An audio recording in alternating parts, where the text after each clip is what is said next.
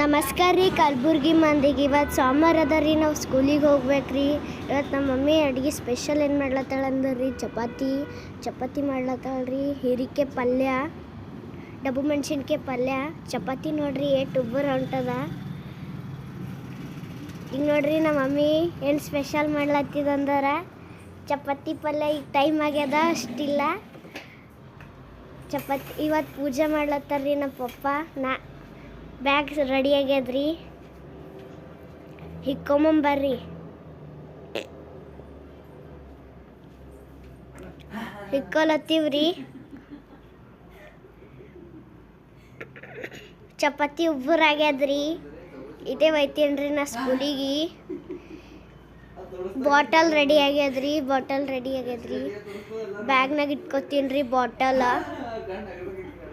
ಚಪಾತಿ ಈಗ ಪಲ್ಯ ಟಿಫಿನಿಗೆ ಹಾಕೋತೀನಿ ರೀ. ಟಿಫಿನ್ ಹಾಕೊಡ್ಲತ್ತೀನಿ ರೀ. ಪಲ್ಯ ಇದು ನೋಡ್ರಿ ಎಷ್ಟು ಉಬ್ಬರು ಉಂಟದ. ನಾ ಇದೇ ಒಯ್ತೀನಿ ಸ್ಕೂಲಿಗೆ. ನೋಡ್ರಿ ಈಗ ಪಲ್ಯ ಹಾಕ್ಕೊಂಡೀನಿ. ಪಲ್ಯ ಟಿಫಿನಿಗೆ ಹಾಕ್ಕೊಂಡೀನಿ ರೀ.